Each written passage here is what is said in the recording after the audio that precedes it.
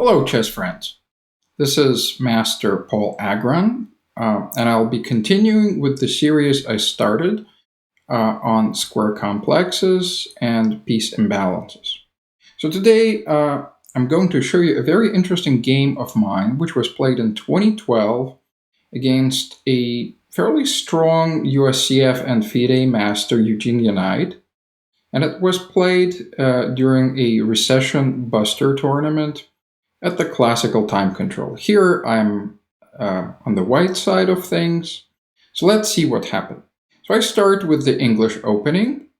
And Eugene plays this very common counter to the English opening.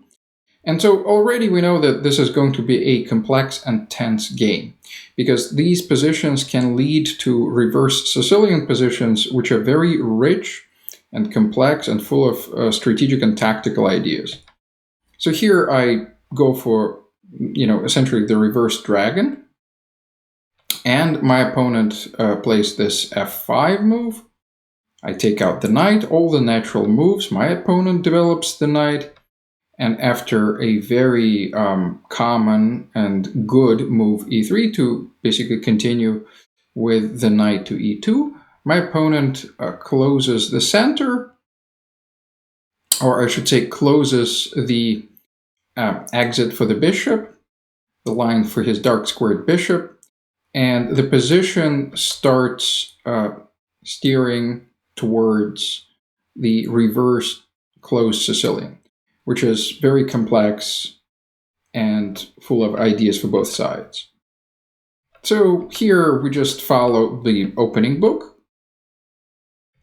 Okay, and at this point, I execute my typical English strategy where the bishop is, together with the pawns, is controlling a lot of these central squares. Notice that white's pawns are all on light squares, and they're cooperating with the bishop for the central control. And so my opponent plays this good central move to just basically limit the bishop, or to counter my strategy. If not for this central move, my bishop is really tickling the b7 pawn, just exerting a lot of pressure on the queen side. So in some sense, something has to be done either on the king side or in the center. So my opponent chooses a central strategy. And after I take my queen out and the bishop is out, and I take the dark squared bishop out, lining him up, pinning the knight. So an interesting aspect of this position or of this game is that both players play some of the top computer recommendations for a long time. And this, by the way, is a fairly non-standard, well, we've deviated from the main lines quite a bit already. Yet we both play some of the top computer recommendations, which is quite rare in a chess game, at least at this level. So here my opponent strengthens his wall of pawns, limiting my bishop. I bring out the rook. This is, again, one of the top computer recommendations, although maybe not the absolute best move, but it's still a very, very good move. My opponent moves the rook out of the pin, and I decide to create this piece imbalance, knight versus bishop. Rook captures, and I start grinding at the wall of pawns, and I push the pawn. So notice that all of my pawns are on dark squares, right? And my bishop is not impeded by the pawns. He's in between the dark square pawns. It's a light bishop. My opponent pushes forward. So, and a very interesting aspect of this position is that it's quite similar to the previous game in the series, in a sense that the same imbalance was constructed, and that the position is somewhat closed. And so the idea is to remaneuver the knight into this very strong square on c5. Now, why did I steer the position to this point? Well, let's think of the bishops versus knights imbalance. Bishops really excel in open positions. because a bishop can cover many squares from far away.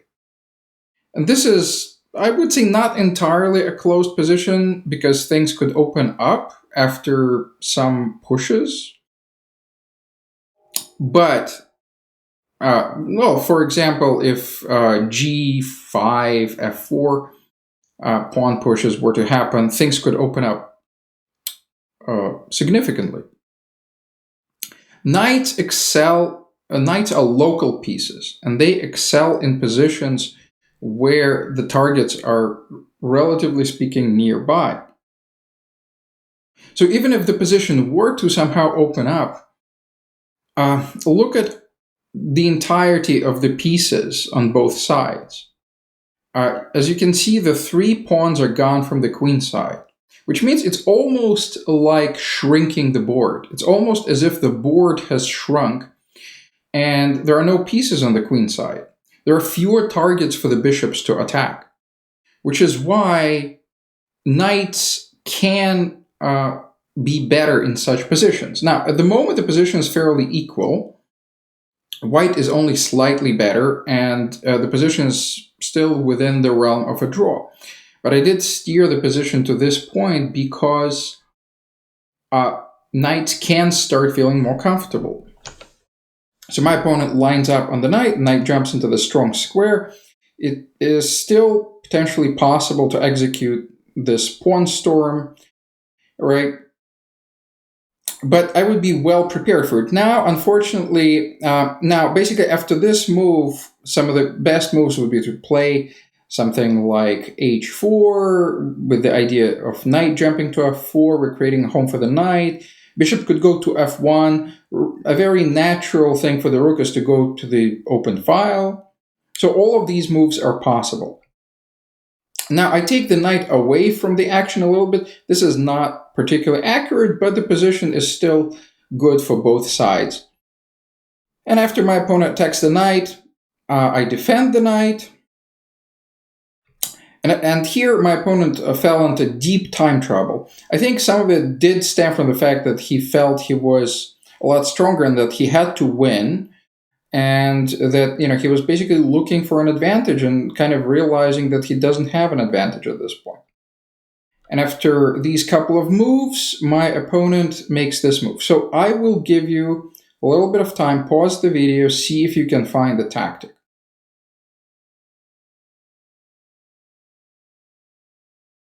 So for those of you who found the tactic, congratulations.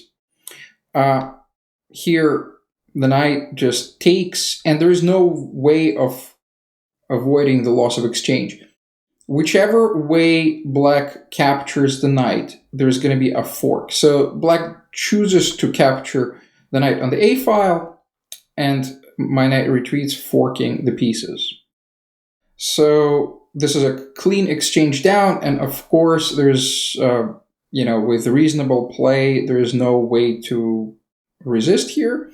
Yet Eugene really tries, so I found this move a little bit strange because I essentially helps my bishop go where it already wants to go anyway with tempo.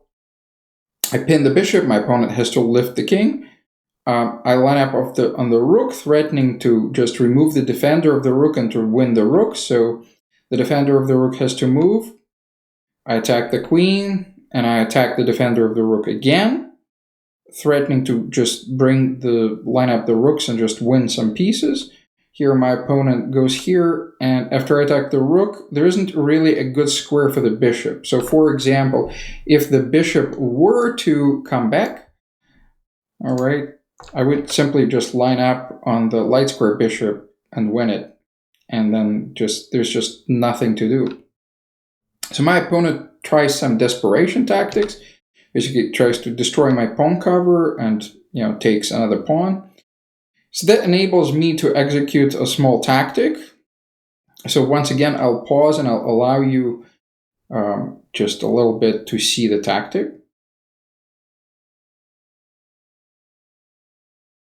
So anything really wins in this position. I could even basically capture the rook and win, but I could just capture the bishop, and my opponent had to retreat here. Now, if my opponent had recaptured the rook here, or I should say had my opponent recaptured the rook, he's just getting checkmated after, at this point, and there's this really nice intermezzo. I don't check the king right away from the back rank.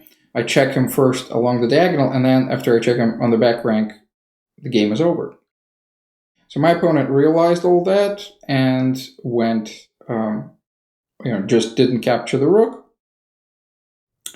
And after I capture his rook, he just has no more pieces to play with. There's just a spite check, and at this point, Eugene resigns. So there are some striking similarities between this game and the previous game in the series.